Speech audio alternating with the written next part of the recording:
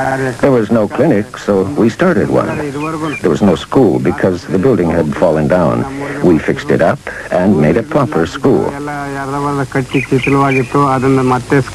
When young children have to go away from the village to school, there's always the risk of road accidents and so on. So with government assistance, our village school now has classes up to grade 4.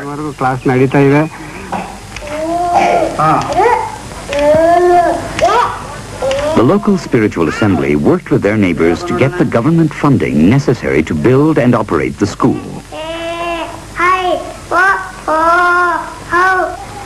Baha'is believe in the universal right to education. In society historically divided by caste and religious belief, Baha'is bring an attitude of tolerance and equality into all aspects of community life. Since we became Baha'is, we don't observe the caste system in the village. We've learned that everyone was created equally by God. We don't acknowledge any differences at all. Recently, a girl from a lower caste fell into a well and died.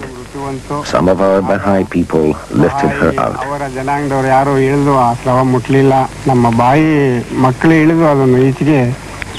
We couldn't have done this if we observed caste differences. The caste system still exists, but for us it doesn't. I get my hair combed by a lower caste woman. Many of the people who work with us are Harijans, but we all sit and eat together. Baha'is in the village discuss community projects. If everyone comes for 4 more days, it could do a lot of good. Giving money isn't necessarily the only way to help. For instance, I'd have to give you wages if you came and worked. But on the other hand, if you volunteer, the help you give will be of value and will be appreciated. It will do lots of good. I hope you'll give your full cooperation so that when you are approached to help, you will be cooperative.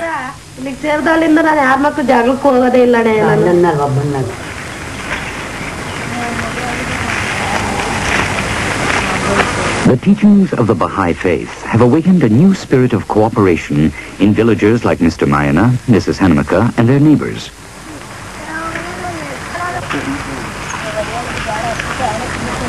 Now they are working together to help shape their society. In the past, from all that I've known of villages, the changes have been very, very little.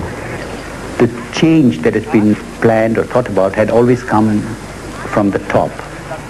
But in the case of the Baha'i faith, the change has to affect every fabric of society, and it has to be real. The local spiritual assemblies, as we know, are there in many places. They are in the stage of infancy, but through the process of consultation, they are maturing. And these maturing assemblies are slowly beginning to be looked upon by the rest of the village as people to whom they can turn to. They know the local spiritual assembly members are people are different. For example, these Baha'is in the past, I mean, when they were not in the faith, they were different people. Once they accept the faith, slowly they begin to see the change. Social change begins in invisible ways, with changes in people's attitudes. In the villages, women have always been given a great deal of responsibility for the work to be done, but no share in decision-making. Traditional conceptions of the role of women in Indian society have kept them, for the most part, powerless. Now, in Chinnakavajra, this too is beginning to change. The local spiritual assembly has been discussing the formation of a Baha'i women's group. This will give women a forum in which to express their ideas on issues that concern them. We have been holding Baha'i study classes for our women and children every Sunday. It is my hope that all of you will continue to participate in this successful program. The next item is the establishment of a women's group. It is proposed to establish a women's group for the community.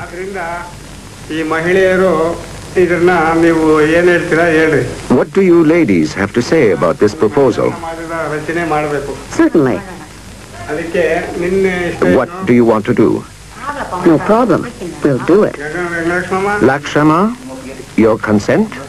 When the 9 members feel they have achieved unanimity, they take a vote.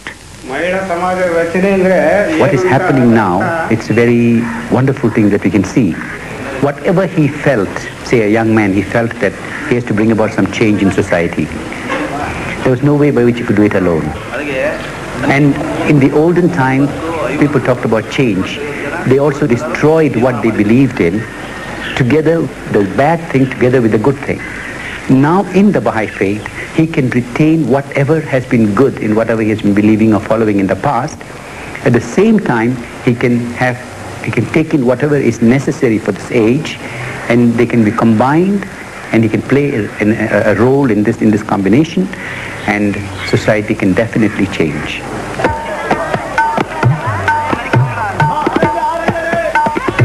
About 150 miles from Chinnakavajara, there are well-established Baha'i communities in the city of Vellore and in the adjoining town of Springbett.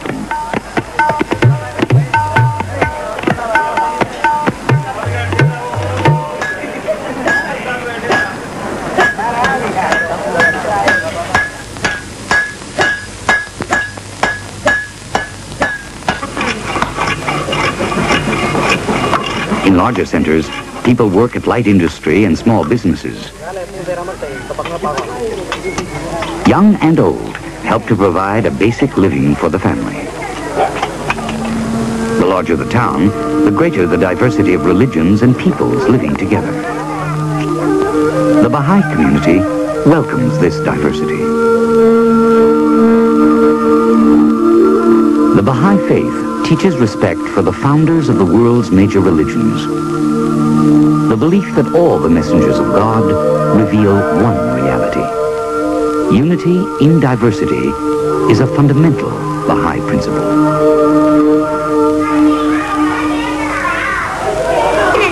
The local spiritual assembly of Shimbakum gives it practical expression by mediating disputes for the townspeople. It has opened tutorial classes for the disadvantaged children of the town. Mr. Ayappan is the secretary of the local spiritual assembly. About 10,000 people live in this town. Of these, about 500 are Baha'i. Under the socio-economic plan of the local spiritual assembly, we clean the streets and teach poor children in the evenings. We also teach people how to get government assistance for community projects and make arrangements to meet government officers. 12, 13, 14,